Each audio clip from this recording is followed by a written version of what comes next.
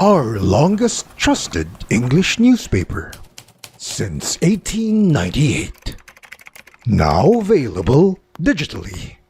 Computer, order the Manila Times Digital Edition. Subscribed.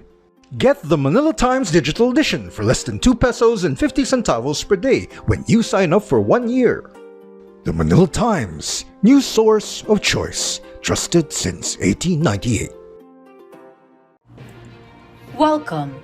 Thank you for lending an ear to the Voice of the Times for Wednesday, June 8, 2022. For today's editorial, long-term strategies best answer to skyrocketing inflation.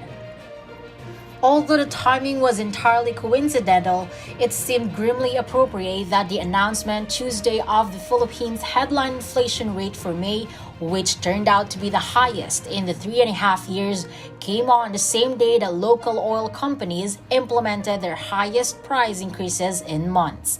And perhaps the most sobering realization in the unwelcome news about inflation is that there is no quick fix for it. The May inflation rate accelerated to 5.4% according to the Philippine Statistics Authority or PSA, well above the government's target range, significantly higher than the 4.9% inflation rate in April and the highest inflation rate since November 2018. For comparison, the inflation rate in May 2021, which was considered high at the time, was 4.1%. Inflation at the beginning of this year was 3% and began to accelerate in February. If there is a consolation in the figures released Tuesday, it is that the rate of increase does seem to be gradually slowing. Inflation was 0.5% faster in May than in April, but that was a slower increase than the 0.9% and 1% increases in the previous 2 months. Despite this, however, PSA's Undersecretary Dennis Papa, in his briefing to the media on Tuesday, said that inflation indicators are still trending upward, suggesting that even higher rates of inflation are in the offing in the next couple of months. Unfortunately, the answer to the all-important question raised by the latest inflation figures, that being what can be done to lower inflation or otherwise reduce the burden on Filipino consumers, is not much. For what it's worth, most of the causes of high inflation here, chief among them being food and fuel costs, are largely external and beyond the country's control. The one exception might be high transportation costs. The transport component of the Consumer Price Index, or CPI, saw 14.6% inflation in May, which is partly due to poor planning on the part of the government, causing a transportation shortage. However, correcting this shortcoming will only go so far. Transport costs are unavoidably affected by fuel costs, which are uncontrollable due to the Philippines being dependent on imports for most of its energy needs.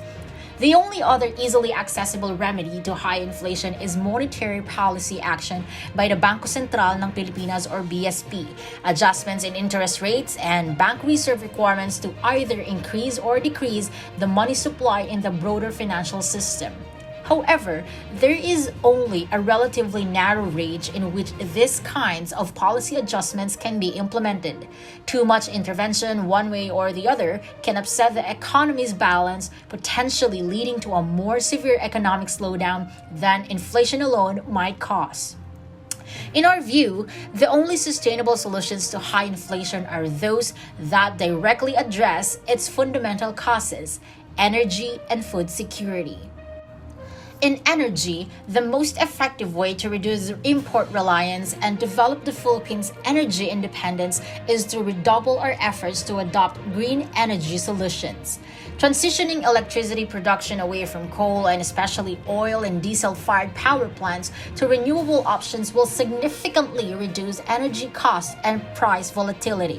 Prioritizing the development of more mass transit, encouraging energy-neutral transportation such as biking, and loosening unnecessary restrictions that discourage the adoption of electric, hybrid, or the other energy-efficient vehicles will result in significant direct and indirect reductions in transportation costs. In food production, the priority should be to adapt at least some of the many ideas and strategies that have already been developed for increasing farm productivity, diversifying Philippine agriculture, and improving agricultural supply chains. Food security has long been a critical aspiration for the Philippines, and a multitude of concepts that can contribute to that goal have been offered throughout the years, but implementation has fallen woefully short. Increasing the budget for the Department of Agriculture and other relevant agencies should be considered a necessary investment in the country's future, one that should have been made long ago and must be made now. And that's the editorial for Wednesday, June 8, 2022. For more news and information, get a copy of the Manila Times on print. Subscribe to its digital edition or log on to www.manilatimes.net. Follow us on Twitter, Facebook, or Instagram, and listen to the Voice of the Times.